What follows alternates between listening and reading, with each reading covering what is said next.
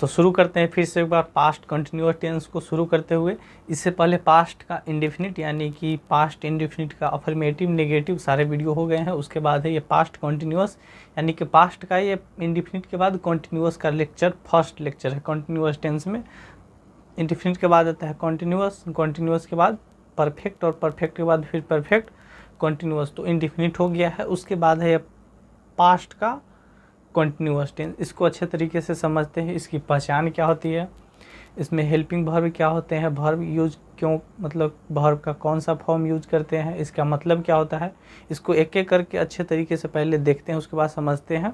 और एक आध दो एग्जाम्पल, जब 2-4 एग्जाम्पल बनाएंगे तो अच्छे तरीके से और क्लियर हो पाएगा। तो इसको फिर से देखते हैं कि क्या होता है, कि पास्ट कंटिन्यूअस टेंस होता है क्या है, इसका पहचान क्या होता है, इसका मतलब क्या होता है, इसके रूल्स स्ट्रक्चर इसको बोलते हैं, यानी फार्मूला कभी कभी भी बोलते हैं हम लोग। तो उसको एक एक करके अच्छे तरीके से समझेंगे। इसमें क्या होता है कि पास्ट कंटिन्यूअस टेंस का मतलब ये है कि कोई भी काम पास्ट में कंटिन्यू था। हालांकि पहले ही बताए थे कि कंटिन्यू का मतलब होता है कि काम कंटिन्यू यानी लगातार। यहाँ पे पास्ट का है तो कोई भी काम पास्ट में, अगर पास्ट का है तो पास्ट में कोई भी काम कंटिन्यू लगातार यानी कि जारी था, हो रहा था, कोई भी काम हो रहा था। कंटिन्यू का मतलब ये होता है कि अगर पास्ट का है तो पास्ट में कोई भी काम कंटिन्यू था। अगर प्रेजेंट का कंटिन्यू पढ़ रहे हैं यानी कंटिन्यूअस, तो प्रेजेंट में कोई भी काम मतलब कंटिन्यू है, लगातार जारी है, हो रहा है। और यहाँ पे पास्ट का कंटिन्यू है तो इसका मतलब क्या होगा कि पास्ट में कोई भी काम कंटिन्यू था, पास्ट में था, अभी नहीं है, पास्ट यानी पहले था और कंटिन्यू लगातार हो रहा था, कुछ देर के लिए, कुछ घंटों के लिए या कुछ अवधि के लिए लगातार हो रहा था। इसका मतलब ये होता है अगर पास्ट का कंटिन्यू है, कंटिन्यू का मतलब क्या कि कोई भी काम कंटिन्यू मतलब लगातार जारी था। अगर पास्ट में है तो था, अगर प्रेजेंट का रहेगा तो कोई भी काम कंटिन्यू हो रहा है यानी लगातार अभी भी है। यहाँ पे पास्ट है तो पास्ट के बारे में देखेंगे। पास्ट का मतलब क्या है कि कोई भी काम पास्ट में कंटिन्यू है, कंटिन्यू मतलब कंटिन्यूअस है, तो कंटिन्यू था, लगातार जारी था या फिर हो रहा था। पास्ट का है तो पास्ट में था। अगर प्रेजेंट का रहता तो प्रेजेंट में कोई भी काम, अगर प्रेजेंट का रहता तो कोई भी काम प्रेजेंट में जारी मतलब है। यहाँ पे पास्ट, इसका मतलब तो ये हो गया कि कोई भी काम पास्ट में कंटिन्यूअस है तो कंटिन्यू जारी रहेगा। और जब भी रहता है कंटिन्यूअस टेंस तो इसके क्रिया के अंत में क्या आता है, पहचान के लिए क्रिया। जब भी कंटिन्यू है तो इसके अंत में यानी क्रिया के अंत में हिंदी में जब वाक्य रहता है तो उसमें लास्ट में आता है रहा रही रहे। और जैसे ही रहा रही रहे आता है, इसका एक और हिंट आ जाता है कि वर्ब में आईएनजी लगेगा। बता दिए हैं कि जैसे ही हिंदी में रहा रही रहा, तो ट्रांसलेशन जब भी बनाएंगे इंग्लिश में ट्रांसलेट करेंगे तो वहाँ पे वर्ब में आईएनजी फॉर्म जरूर होगा। अगर हिंदी में रहा रही रहे है तो, और रहा रही रहे कब रहता है, जब कंटिन्यूएशन का कोई सेंटेंस रहता है तब। यहाँ पे पास्ट का है तो पास्ट में केवल यहाँ पे था थे थी चेंज हो रहा है पास्ट के लिए, रहा रही के लिए क्या चेंज हो रहा है, पास्ट के लिए था थे थी। नहीं तो प्रेजेंट में रहता है तो है हो हूँ। यहाँ पे अगर पास्ट है तो था थे थी, लेकिन बाकी सारे रूल सेम है। कंटिन्यूअस है तो हिंदी में रहता है रहा रही रहे, हिंदी में रहा रही रहे लास्ट में। जैसे मेरे पिता जब मुझे डांट रहे थे, रहा रही रहे सब में है, था थे थी है तो पास्ट का ये हो गया। और जब हिंदी में रहता है रहा रही रहे तो वर्ब में हमेशा आईएनजी फॉर्म लगता है। रहा रही रहे रहा तो हिंदी में हमेशा जो है वर्ब में आईएनजी फॉर्म जरूर लगेगा तो लगेगा। इसका स्ट्रक्चर यानी कि रूल या फिर फार्मूला ऐसे बोले। पास्ट का है तो पास्ट में हेल्पिंग वर्ब लगता है वाज वेयर, और पहले ही बता दिए कि जब भी हिंदी में रहा रही रहा तो वर्ब में आईएनजी जरूर रहता है। तो यही होता है इसका स्ट्रक्चर। सब जानते हैं कि शुरू में सब्जेक्ट होता है, लास्ट में ऑब्जेक्ट, ये तो फिक्स ही रहता है। लेकिन इसका मेन क्या है, यानी कि हेल्पिंग वर्ब और वर्ब का फॉर्म। तो हेल्पिंग वर्ब पास्ट के लिए यूज करते हैं वाज वेयर, और इसका जो वर्ब का फॉर्म होता है रहा रही है तो आईएनजी, जिसको फोर्थ फॉर्म भी बोलते हैं, मतलब वर्ब का fourth form. Verb 1, verb 2, verb 3, verb 4 और वर्ब 5 होता है। तो ये वर्ब 4 वाले होते हैं जिसमें वर्ब में आईएनजी लगता है, और वर्ब 5 वाले कौन होता है, जिसमें वर्ब के साथ एस और ईएस लगाते हैं। तो ये हो जाता है वर्ब 5, और वर्ब 4 कौन सा हो गया आपका, आईएनजी वाला। तो या तो कहीं कहीं पे वर्ब 4 भी देखने को मिलता है, या फिर रियरली देखने को मिल गया तो मिल गया, नहीं तो हमेशा रहता है वर्ब में आईएनजी। और आईएनजी कब लगता है, जब हिंदी में रहा रही रहे तब। अब इसका सेंटेंस में बना करके देखते हैं कि कैसे बनाते हैं इसको।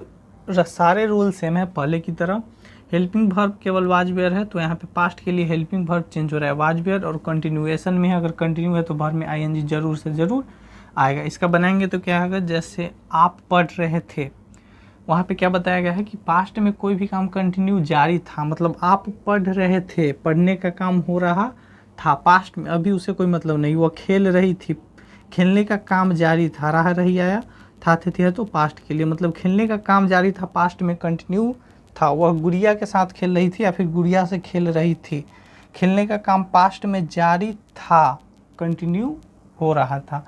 मेरे पिताजी मुझे डांट रहे थे, डांटने का काम जारी था, पास्ट है तो पास्ट में, यानी था थे थी तो पास्ट पहले। उसकी सहेली मुझे बता रही थी, बताने का काम जारी था, हो रहा था।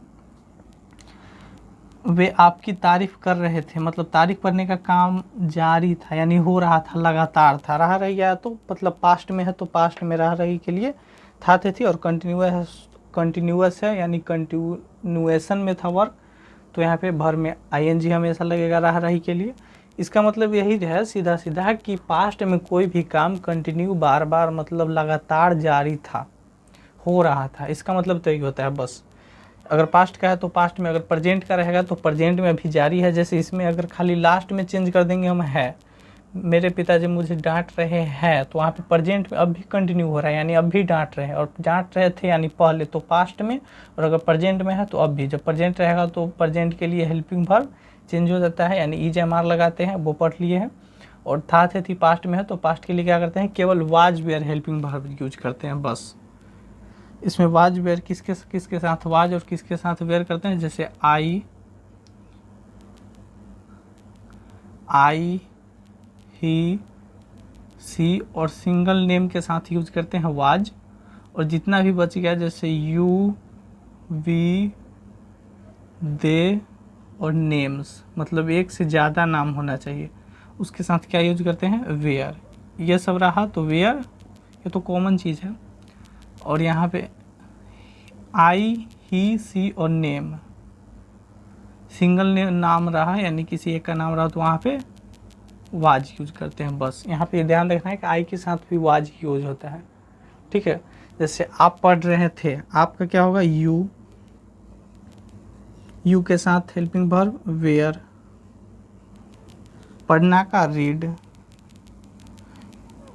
रीड में क्या लग जाएगा, आईएनजी, रीडिंग रहा रही के लिए आईएनजी, वर्ब फॉर्म आईएनजी। सबसे आसान टेंस यही है, प्रेजेंट का देखिए, पास्ट का देखिए या फ्यूचर का देखिए, जब भी वर्ब का आईएनजी फॉर्म आता है तो सबसे आसान वही होता है टेंस, चाहे प्रेजेंट का हो, पास्ट का हो या फिर फ्यूचर का हो। वह खेल रही थी, वह का सी, वाज खेलना का, प्ले का प्लेइंग, सी वाज प्लेइंग, वह खेल रही थी। वह गुड़िया के साथ खेल रही थी या गुड़िया से खेल रही थी, इसका मतलब क्या होगा, इसका मतलब एक ही है, वह गुड़िया के साथ खेल रही थी या फिर गुड़िया से खेल रही थी। सी वाज प्लेइंग, सब में आईएनजी देना है। She was playing with doll, she was playing with doll, मतलब गुड़िया से खेल रही थी या फिर गुड़िया के साथ खेल रही थी, दोनों का सेंस एक ही है, मतलब दोनों का मतलब एक ही है। मेरे पिताजी मुझे डांट रहे थे, पास्ट में कंटिन्यू, मेरे पिताजी, माय फादर वाज, डांटना का होता है स्कोल्ड, स्कोल्ड का स्कोल्ड डिंग कर देंगे समय ING, my father was scolding, मुझे का मी। खाली ध्यान देना है हेल्पिंग वर्ब और वर्ब का फॉर्म, शुरू में सब्जेक्ट आता है, हम सब जानते हैं, और लास्ट में ऑब्जेक्ट आता है, सब आते हैं, मतलब ये इसका अंग्रेजी लिखेंगे वही होता है सब्जेक्ट में। उसकी सहेली मुझे बता रही थी, हर फ्रेंड, यहाँ पे हिज फ्रेंड नहीं हो सकता है, हिज फ्रेंड मतलब किसी लड़के का सहेली नहीं, वहाँ पे दोस्त बोलेंगे। उसकी सहेली यानी किसी लड़की की दोस्त यानी सहेली, तो यहाँ पे लगेगा हर फ्रेंड वाज, और एक थी तो यहाँ पे वाज, अगर एक से ज़्यादा रहता तो वेयर। हर friend was telling me. Telling का मतलब बताना, टेल बताना लिख सकते हैं, टेलिंग या सेइंग। वे आपकी तारीफ कर रहे थे। They are एप्रिसिएटिंग।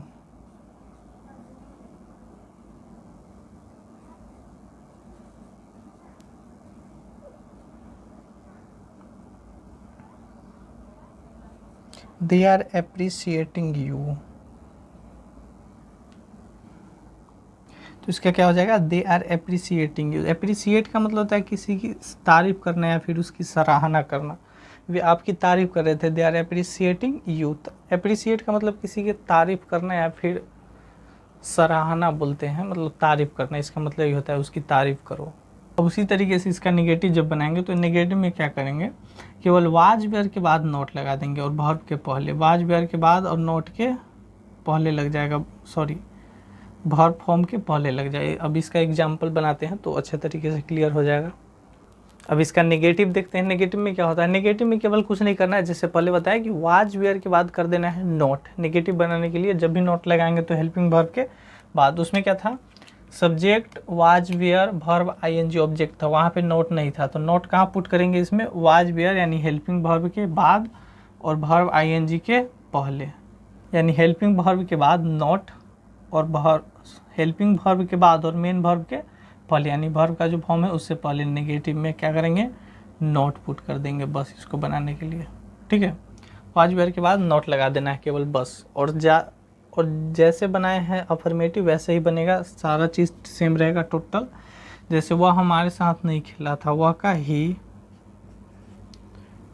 में हेल्पिंग वर्ब क्या लगेगा, वाज, उसके बाद देना है नॉट, ही वाज नॉट खेल रहा था, खेलना का play, he was not playing हमारे साथ, with us,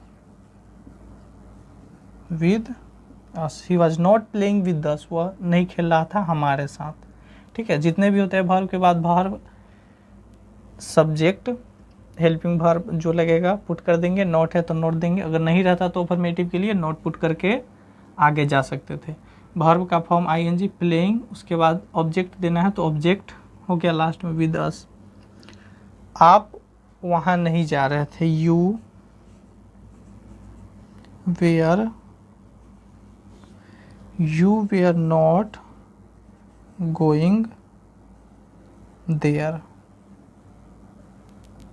you were not going there, you के साथ वेयर, नॉट सिंपल है। मैं उसे नहीं बता रहा था, I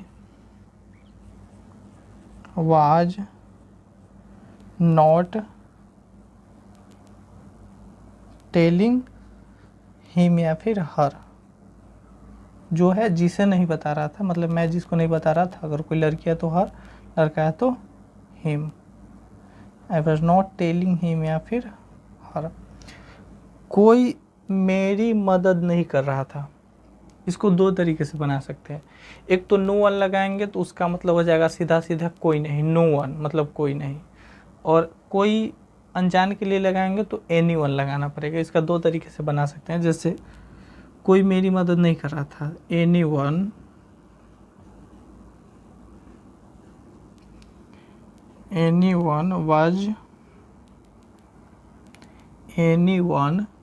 was not helping me, या फिर अगर इसको दूसरे तरीके से बनाएंगे तो नो वन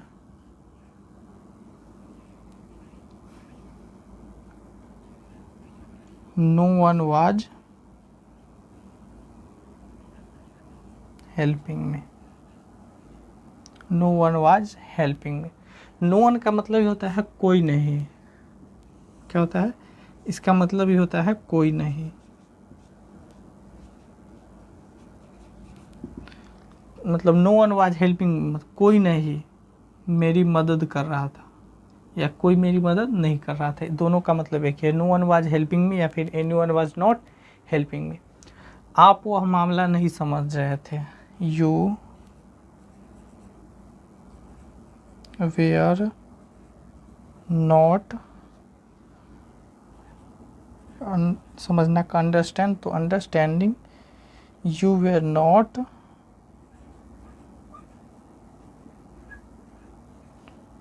अंडरस्टैंडिंग वह मामला, दैट मैटर या फिर केस, दैट मैटर दे सकते हैं, फिर दैट केस भी दे सकते हैं, मतलब वो केस या फिर वह मामला आप नहीं समझ रहे थे। तो इस तरीके से बनाते हैं पास्ट कंटिन्यूअस टेंस को। ये केवल अफर्मेटिव और नेगेटिव है, इसके अगले वीडियो में फिर इंटरोगेटिव और डब्ल्यूएच वाले देखेंगे। इसमें सीधा सीधा पर्पस क्या है समझने का कि पास्ट कंटिन्यूअस टेंस का मतलब होता है कि कोई भी काम पास्ट कंटिन्यूअस यानी पास्ट में कंटिन्यू लगातार जारी था। और पास्ट के लिए हेल्पिंग वर्ब क्या यूज़ करते हैं, वाज वेयर, यानी हिंदी में रहता है रहा रही, तो वर्ब में आईएनजी लगाएंगे। पास्ट कंटिन्यूअस यानी पास्ट में कोई भी काम कंटिन्यू लगातार जारी था, हिंदी में कंटिन्यू का रहा रही रहता है, चाहे पास्ट का हो फ्यूचर को हो। अगर पास्ट का है तो यहाँ पे था थे थी आ जाता है लास्ट में, था थे थी। और अगर प्रेजेंट में रहता है तो यहाँ पे था थे थी के जगह पे है हो। अगर प्रेजेंट के लिए है हो है तो प्रेजेंट के लिए हेल्पिंग वर्ब भी वाज वेयर नहीं लगाते, वहाँ पे लगाते हैं इज एम आर। बाकी सभी का सभी रूल प्रेजेंट के लिए, पास्ट के लिए या फिर फ्यूचर के लिए भी टोटल रूल सेम रहता है। मतलब हिंदी में रहा रही कंटिन्यू के लिए लगाते हैं तो वर्ब में आईएनजी लगता है, प्रेजेंट में is am are helping verb लगाते हैं, पास्ट में वाज वेयर लगाते हैं। तो इस तरीके से बनाते हैं पास्ट कंटिन्यूअस टेंस को। अब अगले वीडियो में इसका इंटरोगेटिव और डब्ल्यू एच वाले सेंटेंस को अच्छे तरीके से फिर समझेंगे और बनाएंगे एग्जाम्पल के साथ।